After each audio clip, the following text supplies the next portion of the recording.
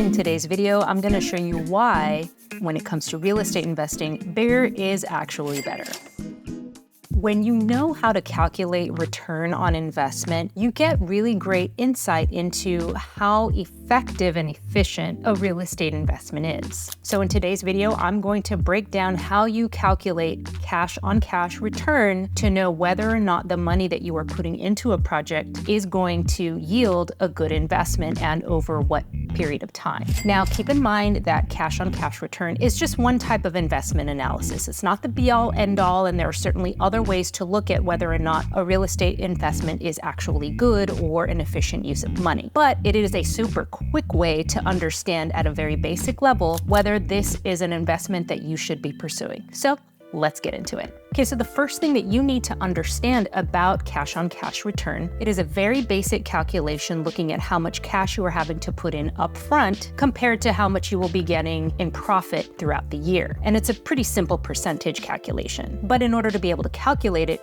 you'll need to know three things. One, how much cash is it going to take you to get this project up and running? Two, how much is it going to cost you to run this investment over the course of a year? And then three, you just do the simple percentage calculation based on those two things. So let's look at my upcoming investment where I'm going to be building a glamping site in a lake property, and we're going to be probably putting in about 2 larger structures that are going to host bigger groups of people. So we're going to be getting a pretty high return on nightly rate, which gets to my point around bigger is better, and you're going to see this right now. So let me show you how I run this whole cash-on-cash return. All right, so the first step that you need to understand when it comes to calculating cash-on-cash return is how much money is it going to cost for me to get this investment up and running? And when it comes to real estate investing, you're having to acquire a property.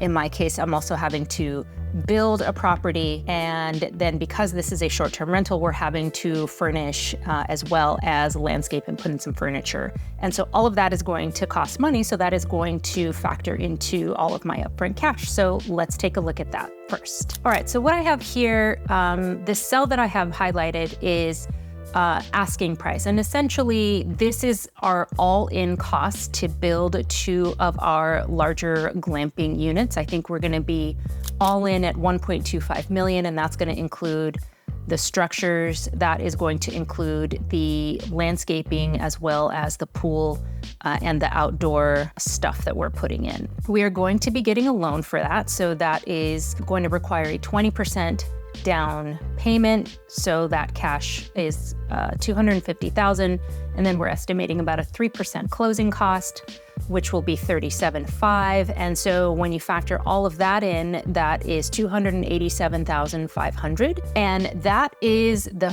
first part of the calculation when it comes to cash-on-cash return. Okay, so when it comes to the second step of the cash-on-cash return calculation, what you need to do is understand how much it's going to cost you to run this property. So I've got this factored in here. I've got the mortgage amount. Now the mortgage amount is less than the purchase price because we're getting an 80% loan to value mortgage. So it's going to be 80% of the 1.25 million. So that's 1.125, and we're amortizing that over 30 years. So that's 360 payments.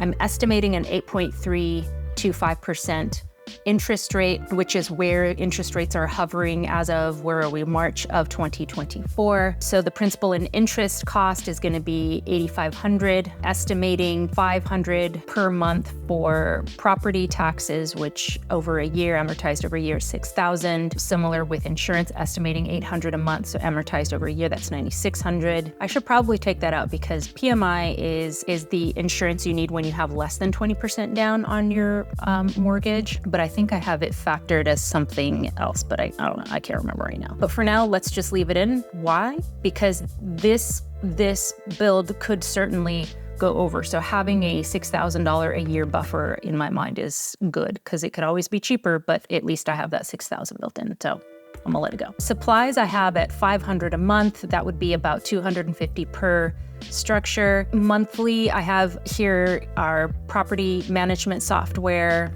as well as our pricing software, our website and fees. I have that at $500 a month. And then for utilities, I have $1,200 a month, which would be $600 per structure, factoring in the online travel agency 3% fees. I'm estimating $1,925 at cleaning. If you look over here just to the left, the cell I'm highlighting, I have $1,925. And that's because cleaning is really just a pass-through. I don't make any money from it. It just goes straight to our cleaners. Here I have $500 for landscaping, and then I'm also building in 5% for repairs and maintenance, as well as 5% for management fee. So these two things are really important because for repairs and maintenance, you never know what could happen. While this is certainly going to be a new structure, we're not likely to have a lot of repairs. Things break down, things happen. So having that money set aside is going to be incredibly important. In the event that something does happen, we have the money to pull from. So even though this is a new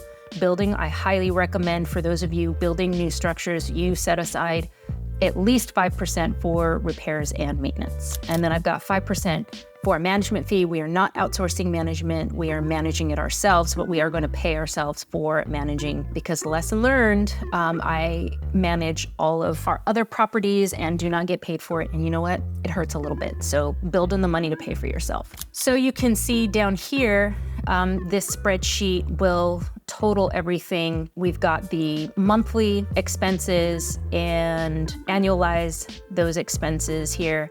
You'll notice that the totals are different. You have operating expenses for annual and monthly, and then you have the total expenses. Operating expenses is not going to include your mortgage, right? Your PITI, your principal, interest, taxes, and insurance. And you really need to factor all of that in. So we have the total expenses, which is everything up here on the right. We have at $19,600 per month and $235 per year. So then that feeds into this portion here. We have our income now. So income is really based on our projections, looking at our existing comps. I believe that for what we are going to provide, that is the type of structure, the number of bedrooms, the number of guests that we can host, as well as the amenities that we'll have and the location, we will easily be at $1,000 per night. I think we'll be higher than that. I think we'll be closer to $1,500 or even $2,000 per night per structure.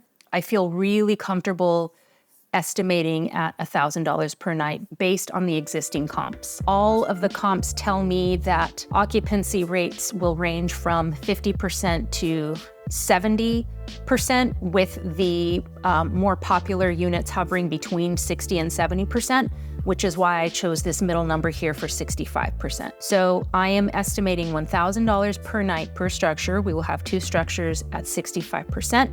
So that's where I get the $2,000 and at 65%. So once you calculate all of that, we essentially have an annual cash flow of $261,000, which will equate to $21,832 per month, and that's a cash-on-cash return of 91%. So remember, we were coming to the table with $287, and in a year, we will be netting $261. That's what gets us that 91%. So it's almost 100% cash-on-cash return, which is incredible. We are a 3-way partner, so we divide the $21,000 by 33%, and essentially for each of the 3 partners, it's about $7,200 per month. That is how we have calculated cash-on-cash return for this particular project. If you want to know how to start a glamping business, check out this video right here for all of my links to